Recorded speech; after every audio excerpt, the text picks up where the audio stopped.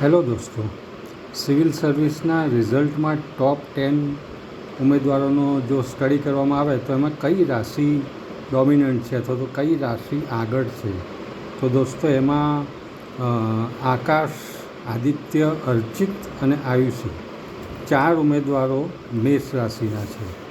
ત્યાર પછી માર્ગી, મયંક 2 ઉમેદવારો સિંહ રાશિના છે. અને ટોપ 10માં બાકીના 4 જે રાશિ છે તેમાં કુંભ રાશિના 1, કર્કનો 1, મિથુન 1 અને તુલા 1.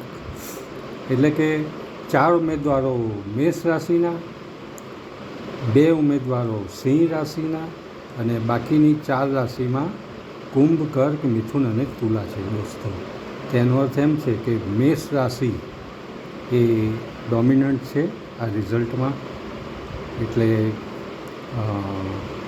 મેષ રાશિને વધારે મહત્ત્વ આપવામાં આવ્યું છે. એટલે કે મેષ રાશિ સૌથી વધારે રિઝલ્ટમાં